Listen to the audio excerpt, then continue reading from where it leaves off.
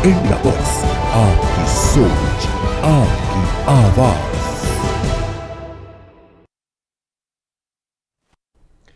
नमस्कार, आप देख रहे हैं इंडिया वॉइस। मैं आपके साथ गुलरेज कुरैशी। वक्त हो चुका है रिपोर्टर लाइव का, जिसमें हमारे संवाददाता ग्राउंड जीरो से आप तक खबरें पहुंचाते हैं। सपा के 4 बागी विधायकों पर जल्द कार्रवाई हो सकती है। कौन कौन से हैं ये विधायक, बता रहे हैं हमारे संवाददाता मोहम्मद आसिफ। सपा प्रमुख अखिलेश यादव राज्यसभा में क्रॉस वोटिंग करने वाले 4 अन्य बागियों पर भी बड़ी कार्रवाई कर सकते हैं। सपा प्रमुख अखिलेश यादव ने साफ तौर पर संकेत दिया है कि जो भी पार्टी से गद्दारी करेगा उसके खिलाफ एक्शन लिया जाएगा। साथ ही साथ 27 के रण के पहले भी सपा प्रमुख अखिलेश यादव और समाजवादी पार्टी यह मैसेज देना चाहती है कि पार्टी के साथ विश्वासघात करने वाले कतई नहीं बख्शे जाएंगे। दरअसल राज्यसभा चुनाव के दौरान 7 विधायकों ने क्रॉस वोटिंग किया था और बीजेपी प्रत्याशियों को वोटिंग कर बीजेपी के साथ वो चले थे। इस पर सपा प्रमुख अखिलेश यादव ने 3 बागी विधायकों पर एक्शन लिया, जिसमें राकेश प्रताप सिंह, अभय सिंह और मनोज पांडे थे। लेकिन 4 ऐसे विधायक हैं जिन पर भी एक्शन होना बाकी है। 4 अन्य विधायकों की बात करें तो उसमें पूजा पाल, राकेश पांडे समेत 4 विधायक हैं। हालांकि अगर बात जेल में बंद गायत्री प्रसाद प्रजापति की पत्नी महाराजी देवी की बात करें तो उन्होंने वोटिंग करने से इनकार कर दिया था, वह वोटिंग करने नहीं गई थी। ऐसे में पूजा पाल और राकेश पांडे के खिलाफ जल्द ही सपा प्रमुख अखिलेश यादव एक्शन ले सकते हैं। सूत्रों के मुताबिक सपा प्रमुख अखिलेश यादव ने अपने सलाहकारों से मीटिंग किया और उनसे रायशुमारी किया। सपा प्रमुख अखिलेश यादव ने कल ही प्रेस कॉन्फ्रेंस में संकेत दिया था कि 4 अन्य बागी विधायकों पर एक्शन लिया जाएगा। इस दौरान सपा प्रमुख अखिलेश यादव ने तंज भी कसा था, कहा था कि अब इन सभी विधायकों का मंत्री बनना तय हो गया है और बीजेपी के लोग इन विधायकों को मंत्री बनाए। हालांकि 27 के रण के पहले जिस तरह से समाजवादी पार्टी पीडीए फार्मूले पर चुनाव लड़ेगी और साथ ही साथ बागी विधायकों को लेकर लगातार सवाल खड़े हो रहे थे, इस पर सपा प्रमुख अखिलेश यादव ने एक्शन लिया और साथ ही साथ पार्टी के अंदर विश्वासघात करने वालों को भी एक बड़ा मैसेज दिया है। सहयोगी फैज के साथ आसिफ बेग, इंडिया वॉइस, लखनऊ। लखनऊ के सिटी मोंटेसरी स्कूल के छात्र रहे सुधांशु शुक्ला ने फ्लोरिडा के कैनेडी स्पेस सेंटर से अंतरिक्ष के लिए उड़ान भरी।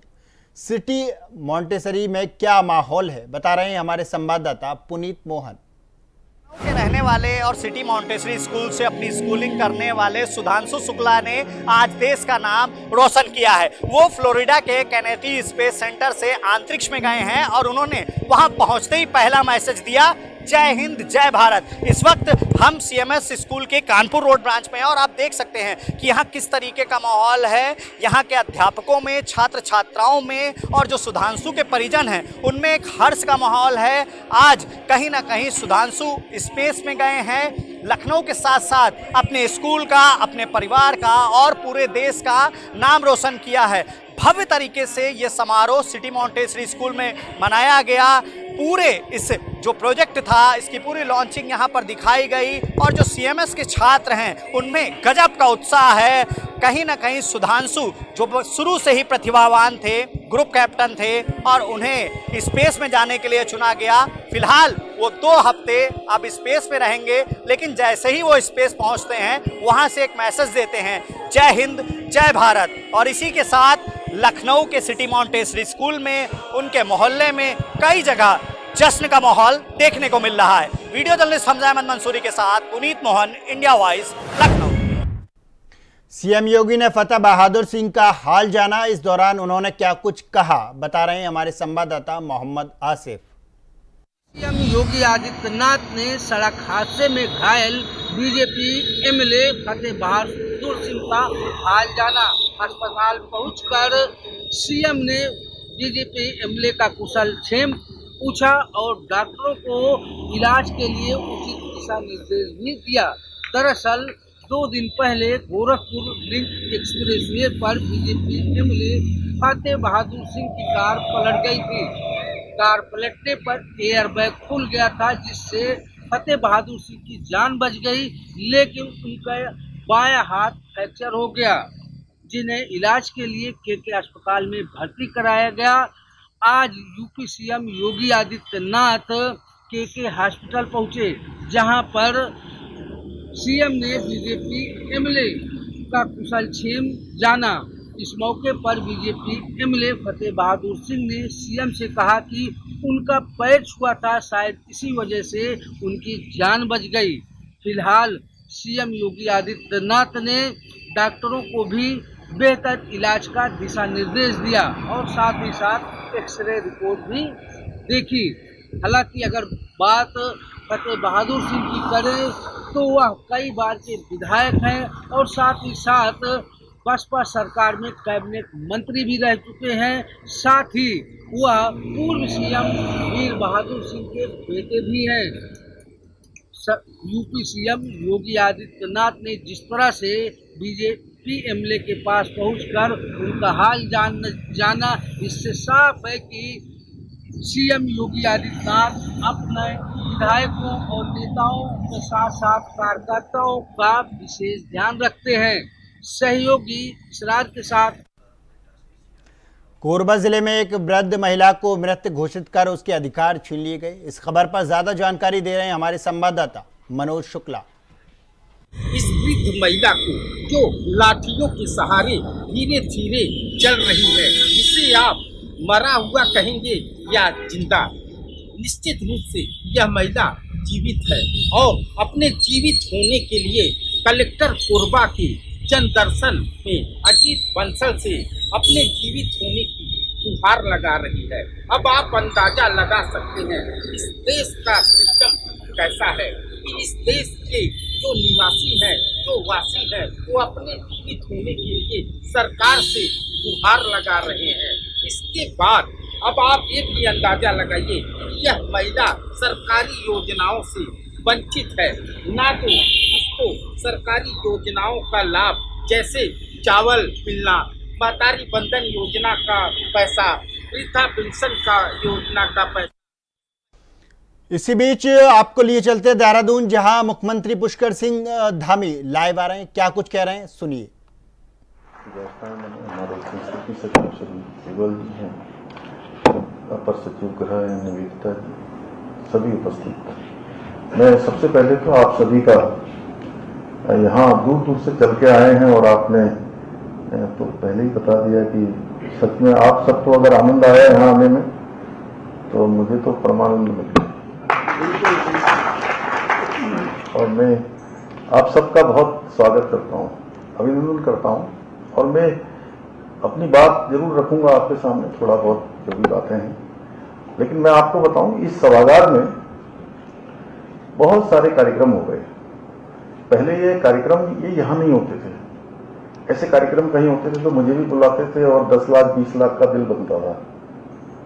और जो ट्रैफिक लगता है, गाड़ियां लगती हैं, पार्किंग होती है, उसमें जाने में बड़ा समय व्यर्थ होता है। लोग भी जो है रास्ते भर में जो है ट्रैफिक रोका जाता है। तो हमने ये कोविड के बाद ये व्यवस्था करी। मैंने कहा जितने भी हमारे इस प्रकार के कार्यक्रम होंगे, आने में भी परेशानी नहीं होगी लोगों को और हमारा भी कोई जाने में जो है लोगों को रोकना नहीं पड़ेगा।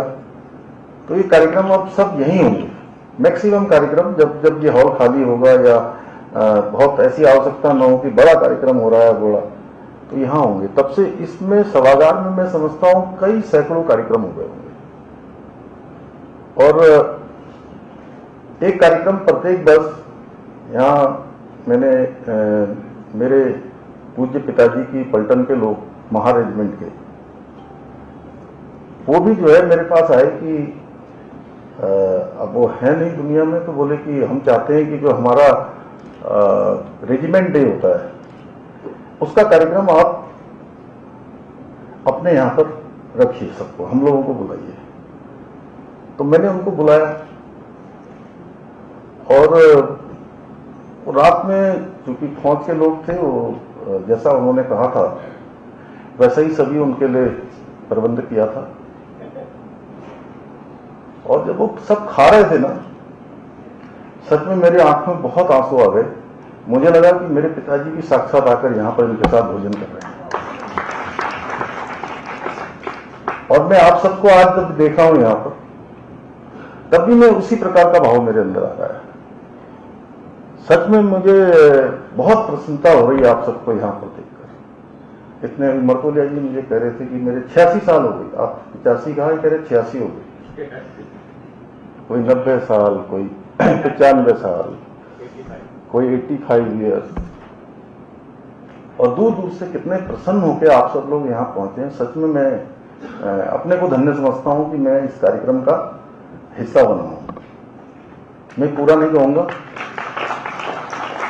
तो मैं आप सबका बहुत हृदय से यहाँ पहुंचने पर, और इसका नाम पहले मुख्यमंत्री सदन होता था, मैंने इसका नाम भी परिवर्तन कर दिया। मैंने कहा कि इसका नाम अब मुख्यमंत्री सदन की जगह मुख्य सेवक सदन होगा। तो पिछली बार आप लोग अंदर आए थे, ये उसी में है, कैंपस में ही है। तो मुख्य सेवक सदन में आप सब आए हैं। आप सबका मैं हृदय से स्वागत करता हूं, अभिनंदन करता हूं। और आज के इस अवसर पर मैं उन हुतात्माओं को कोटि कोटि नमन करता हूं जिन्होंने आपातकाल के अंधकारमय कालखंड में भारत के लोकतांत्रिक मूल्यों की रक्षा के लिए अपना सर्वस्व अर्पण कर दिया। और मेरे लिए बहुत आज गर्व का विषय है कि आप सभी का मुझे यहाँ पर सानिध्य मिल रहा है। आप सब लोकतंत्र की रक्षा करने वाले महानायकों का, उनके परिवार के लोगों का सानिध्य प्राप्त हो रहा है। मैं आप सभी को, लोकतंत्र सेनानियों को, उनके परिजनों को, सबको मैं नमन करता हूँ, प्रणाम करता हूँ। और आप सभी ने जेल की काल कोठरियों में रहकर लोकतंत्र के दीप को बुझने नहीं दिया। क्या आप जैसे लोकतंत्र प्रियों के तब त्याग, अटूट संकल्प का परिणाम है, जिसके कारण भारत के प्रत्येक नागरिक के मन में लोकतंत्र के प्रति एक निष्ठ आस्था विद्यमान है।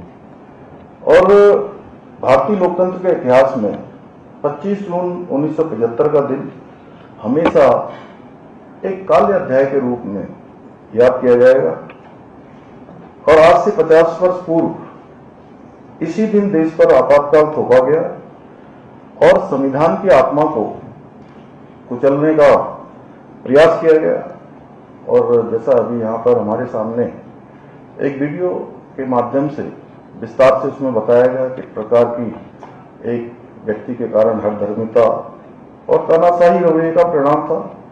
उस समय इलाहाबाद हाईकोर्ट ने इंदिरा गांधी जी के जो चुनाव को दोषी ठहराते हुए उनकी लोकसभा सदस्यता को 6 वर्ष के लिए उनके चुनाव लड़ने पर भी रोक लगा दी थी। और उसी के भय से उन्होंने 25 जून को भारत जैसे महान लोकतांत्रिक देश में आपातकाल की घोषणा करवा दी गई। भारतीय संसद का गला घोट दिया गया। देश की जो स्वतंत्रता थी उसको बंधक बना दिया गया और न्यायपालिका की गरिमा तार तार कर लाखों देशवासियों के मौलिक अधिकारों को रोक दिया गया। आपातकाल के उन काले दिनों में सत्ता के नशे में चूर तत्कालीन सरकार ने सभी विपक्षी नेताओं को, सैकड़ों पत्रकारों सहित हर उस आवाज का निर्ममता से दमन किया जो लोकतंत्र की रक्षा के लिए उठ रही थी। अभिव्यक्ति की स्वतंत्रता को कुचलकर पूरे देश को एक खुली जेल बना दिया गया। आप सब उन जेलों में रहे हैं, आप सब भली भांति जानते हैं। मीसा, DIR जैसे काले कानूनों को थोप कर हजारों लोकतंत्र समर्थकों को जेल में ठूस दिया गया। उस दौरान जयप्रकाश नारायण, श्रद्धेय नानाजी देशमुख, श्रद्धेय अटल बिहारी वाजपेयी जैसे अनेक महान नेताओं ने जेल में रहते हुए भी लोकतंत्र के प्रति युवाओं में चेतना जागृत करने का काम किया। उस दौरान अटल जी ने युवाओं को प्रेरित करने के लिए जेल से अपनी एक कविता में लिखा, अनुशासन के नाम पर अनुशासन का खून भंग कर दिया संघ को, कैसा चढ़ा जुनून मात्र पूजा प्रतिबंधित, कुटिल कर रहे केशव कुल की कीर्ति कलंकित, कह दी कवि राय तोड़ कानूनी कारा, फिर गूंजेगा भारत मां की जय का नारा। सत्ता के दमन का प्रतिकार करते हुए देश भर के विश्वविद्यालयों में, कॉलेजों में छात्र छात्राओं ने तानाशाही के विरुद्ध सड़कों पर उतरकर। तो आप सुन रहे थे उत्तराखंड के मुख्यमंत्री पुष्कर सिंह धामी को। अब रुख करते हैं अगली खबर की ओर। अलीगढ़ में बोरे में युवक का शव मिलने से इलाके में सनसनी फैल गई। इस मामले पर पुलिस ने क्या कुछ कार्रवाई की है, बता रहे हैं हमारे संवाददाता मोहम्मद शाहनवाज। बोरे में शव मिलने के बाद क्षेत्र में हड़कंप मच गया, जिसके चलते क्षेत्रीय पुलिस आनन फानन में मौके पर पहुंची। दरअसल पूरा मामला बता दें कि अलीगढ़ के थाना सिविल लाइन क्षेत्र के हमदर्द नगर डी से सामने आया, जहां कूड़े के ढेर पर एक प्लास्टिक के बोरे में शव मिलने से क्षेत्र में हड़कंप मच गया। इधर क्षेत्रवासियों के द्वारा तत्काल जानकारी इलाका पुलिस को दी। मौके पर पहुंची इलाका पुलिस फॉरेंसिक टीम और आला अधिकारियों के द्वारा मामले में तत्काल जांच पड़ताल करते हुए कार्रवाई शुरू कर दी। इधर स्थानीय लोगों का कहना है कि कूड़े के ढेर पर एक प्लास्टिक के बोरे में से जब बदबू आई, जिसके बाद उनके द्वारा जांच पड़ताल की गई। जांच पड़ताल में ज्ञात हुआ कि इस प्लास्टिक के बोरे में कुछ है, जिसके उपरांत उनके द्वारा तत्काल क्षेत्रीय पुलिस को सूचना देते हुए कार्रवाई की मांग की गई। इधर मौके पर पहुंची क्षेत्रीय पुलिस और आला अधिकारियों के द्वारा जांच करने पर पता लगाया गया कि उस बोरे में किसी का शव है, जो कि अभी तक अज्ञात बना हुआ है। फिलहाल पुलिस के द्वारा इस मामले में शव को कब्जे में लिया गया और पोस्टमार्टम हेतु मोर्चरी भेज दिया गया है।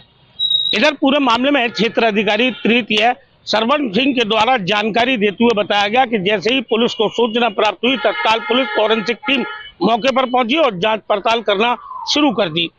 हालांकि शव में बोरे में एक शव है, जो कि अभी तक अज्ञात है। पुलिस के द्वारा लगातार शिनाख्त करने का प्रयास किया जा रहा है, टीम भी गठित कर दी गई है। फिलहाल शव को कब्जे में लिया गया है और शव को पोस्टमार्टम हेतु मोर्चरी भेज दिया गया है। जल्दी पुलिस इस मामले में खुलासा करेगी कि ये अज्ञात शव किसका है। अलीगढ़ से मोहम्मद शाहनवाज, इंडिया वॉइस।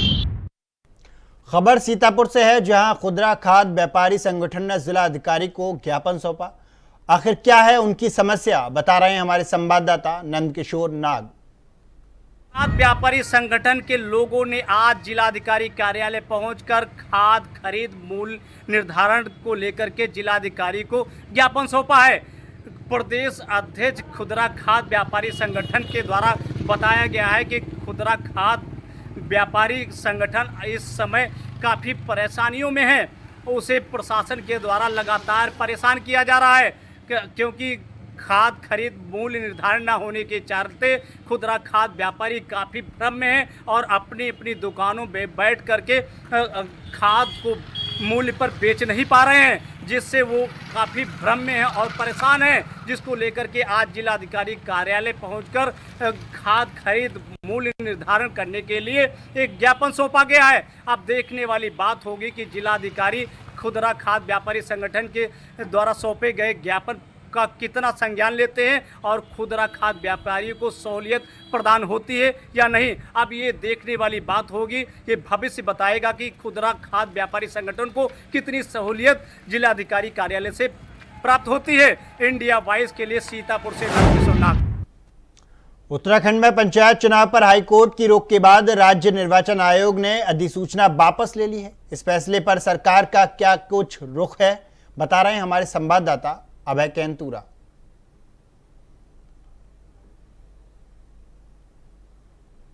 खबर सीतापुर से है, जहां नहर में बुजुर्ग का शव मिला। आखिर क्या है पूरा मामला, बता रहे हैं हमारे संवाददाता नंदकिशोर नाग। 3 दिन पूर्व लापता हुए बुजुर्ग का आज नहर से शव बरामद किया गया है। परिजनों की माने तो 3 दिन पूर्व बुजुर्ग बकरी चराने के लिए खेतों की तरफ गया हुआ था। घर न लौटने पर परिजनों ने थाने पहुंचकर गुमशुदगी की रिपोर्ट दर्ज कराई थी और नहर में डूबने की आशंका भी जताई थी, जिसको लेकर पुलिस ने तत्काल कार्रवाई करते हुए नहर का पानी रुकवाकर तलाश जारी कर दी थी। हालांकि उस दिन किसी प्रकार का कोई सुराग लापता बुजुर्ग का नहीं लग सका था, लेकिन आज बुजुर्ग का नहर से उतराता हुआ शव बरामद किया गया है। हालांकि बुजुर्ग की मौत के कारणों का अभी पता नहीं चल सका है। पुलिस की माने तो पोस्टमार्टम रिपोर्ट आने के बाद मौत के कारणों का पता चल सकेगा, जिसको लेकर के पुलिस अब कार्रवाई में जुट गई है। अब देखने वाली बात होगी कि पुलिस किस प्रकार से लापता बुजुर्ग के मौत का पता लगा पाती है। इंडिया वॉइस के लिए नंदकिशोर नाथ।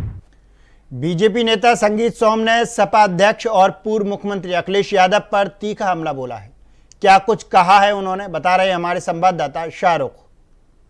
उत्तर प्रदेश के भाजपा के वरिष्ठ नेता पूर्व विधायक संगीत सोम अपने बयानों को लेकर हमेशा चर्चाओं में बने रहते हैं, जिसको लेकर उत्तर प्रदेश के पूर्व मुख्यमंत्री अखिलेश यादव पर कटाक्ष करते हुए उन्होंने कहा है कि अखिलेश यादव मुगल शासक के आखिरी वारिस हैं और साथ में उन्होंने दलित पिछड़ा वर्ग अल्पसंख्यक का मजाक उड़ाते हुए पीडीए यानी पाकिस्तान डेवलपमेंट अथॉरिटी का रार दिया है, जिसमें भाजपा और सपा में तनाव बढ़ चुका है। मेरठ से इंडिया वॉइस के लिए शाहरुख सफी। खबर मेरठ से है, जहां प्रेम प्रसंग के चलते युवक की गोली मारकर हत्या कर दी गई। इस घटना पर ज्यादा जानकारी दे रहे हैं हमारे संवाददाता शाहरुख। सीएम योगी आदित्यनाथ ने सड़क हादसे में घायल बीजेपी एमएलए फतेह बहादुर सिंह का हाल जाना। अस्पताल पहुंचकर सीएम ने बीजेपी एमएलए का कुशल क्षेम पूछा और डॉक्टरों को इलाज के लिए उचित दिशा निर्देश भी दिया। दरअसल 2 दिन पहले गोरखपुर लिंक एक्सप्रेसवे पर बीजेपी एमएलए फतेह बहादुर सिंह की कार पलट गई थी। कार पलटने पर एयरबैग खुल गया था, जिससे फतेह बहादुर सिंह की जान बच गई, लेकिन उनका बायां हाथ फ्रैक्चर हो गया, जिन्हें इलाज के लिए केके अस्पताल में भर्ती कराया गया। आज UP CM Yogi Adityanath KK hospital पहुंचे, जहां पर सीएम ने बीजेपी एमएलए का कुशल क्षेम जाना। इस मौके पर बीजेपी एमएलए फतेह बहादुर सिंह ने सीएम से कहा कि उनका पैर छुआ था, शायद इसी वजह से उनकी जान बच गई। फिलहाल सीएम योगी आदित्यनाथ ने डॉक्टरों को भी बेहतर इलाज का दिशा निर्देश दिया और साथ ही साथ एक्सरे रिपोर्ट भी देखी। हालांकि अगर बात फतेह बहादुर सिंह की करें तो वह कई बार के विधायक हैं और साथ ही साथ बसपा। खबर आगरा से है, जहां अपराधियों के खिलाफ लंगड़ा ऑपरेशन जारी है। नाबालिग बच्ची के साथ कुकर्म करने के आरोपी को पुलिस ने 48 घंटे के अंदर गिरफ्तार कर लिया। इस कार्रवाई पर ज्यादा जानकारी दे रहे हैं हमारे संवाददाता जीशान। कमिश्नर दीपक कुमार के निर्देश में ऑपरेशन लंगड़ा जारी है। वहीं इस ऑपरेशन के तहत लगातार अपराधियों के खिलाफ आगरा में कार्रवाई भी देखी जा रही है। दरअसल आपको बता दें कि 22 जून को एक ऐसी घटना सामने आई जिसने सुना व सुनकर दंग रह गया। एक नाबालिग बच्चे के साथ बबलू नाम के युवक ने उसके साथ दुष्कर्म की घटना को अंजाम दिया, जिसके बाद थाना जगदीशपुरा में मुकदमा दर्ज किया गया और कई टीमों का गठन किया गया था। वहीं पुलिस ने बीती रात को उस बबलू बदमाश के साथ मुठभेड़ की है, उसके पैर में गोली लगी है। पुलिस ने 48 घंटे में इस घटना का खुलासा कर दिया है। वहीं आरोपी को गिरफ्तार कर सलाखों के पीछे भेज दिया है। अपने सहयोगी शोएब के साथ जीशान अहमद। खबर सुल्तानपुर से है, जहां आपातकाल की 50वीं बरसी पर काला दिवस मनाया गया। इस दौरान क्या कुछ हुआ, बता रहे हैं हमारे संवाददाता शैलेश। सूबे के स्वतंत्र प्रभार मंत्री कपिल देव अग्रवाल जी सुल्तानपुर के भारतीय जनता पार्टी कार्यालय पर मौजूद थे, जहां पर उन्होंने आपातकाल या काले दिवस के रूप में मनाने के अवसर पर वृक्षारोपण किया।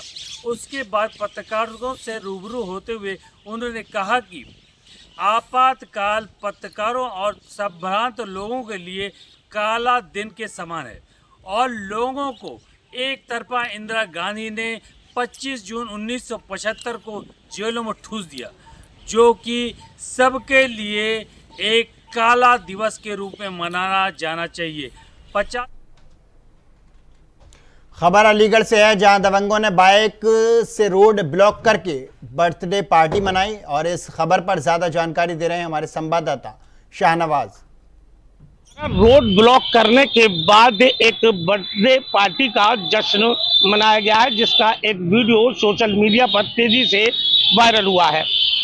बता दें कि ये पूरा मामला अलीगढ़ के थाना खैर इलाके से डिफेंस कॉरिडोर के पास का बताया जा रहा है, जहां से एक वीडियो सोशल मीडिया पर वायरल हुआ है।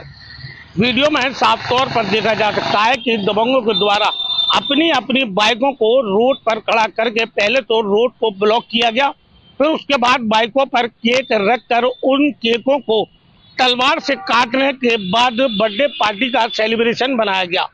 एक वीडियो खबर प्रयागराज से है, जहां मऊ के सदर विधायक अब्बास अंसारी को इलाहाबाद हाई कोर्ट से हेट स्पीच में तगड़ा झटका मिला है। क्या कुछ कोर्ट ने कहा है, बता रहे हैं हमारे संवाददाता शोएब रिजवी। आज अब्बास अंसारी को एक बड़ा झटका लगा है। दरअसल उनकी जो विधायकी है 2 साल की, उनको जो निचली अदालत से सज़ा हुई है उसकी वजह से रद्द हो गई, जिसकी राहत के लिए वो इलाहाबाद हाई कोर्ट आए थे। हालांकि हाई कोर्ट ने उन्हें कोई राहत नहीं दी है, तो कह सकते हैं कि अभी भी जो उनकी उम्मीद थी वो पूरी नहीं हुई है। फिलहाल इलाहाबाद हाई कोर्ट इस बात के लिए आए थे। दरअसल ये पूरा मामला हेट स्पीच से जुड़ा हुआ है। अब्बास अंसारी पर आरोप है कि उन्होंने जनसभा में हेट स्पीच दी थी, जिसकी वजह से निचली अदालत में मामले की सुनवाई हुई थी और उसके बाद निचली अदालत ने उन्हें 2 साल की सज़ा सुनाई थी, जिसके बाद अब्बास अंसारी की जो विधायकी है वो जा चुकी है। उसको लेकर के वो इलाहाबाद हाई कोर्ट आए थे। वहाँ से उनको ये उम्मीद थी कि उन्हें राहत मिलेगी। फ़िलहाल उन्हें राहत नहीं मिली है। अब इस मामले में अब्बास अंसारी के वकील आगे क्या रुख अख्तियार करते हैं उसका इंतज़ार करना पड़ेगा, लेकिन फ़िलहाल ये साफ़ हो गया है कि फ़िलहाल अब्बास अंसारी अब विधायक नहीं रह पाएंगे। और देखना ये होगा कि उत्तर प्रदेश की सरकार, जो चुनाव आयोग है, वो इस सीट पर कब चुनाव कराती है। लेकिन अब्बास अंसारी को जिस तरह से अब झटका लगा है, ये भी उम्मीद की जा रही है कि वो सुप्रीम कोर्ट जा सकते हैं। Shoaib Rizvi, India voice. फिलहाल के लिए रिपोर्टर लाइव में इतना ही। देश दुनिया की तमाम खबरों के लिए देखते रहिए इंडिया वॉइस। नमस्कार।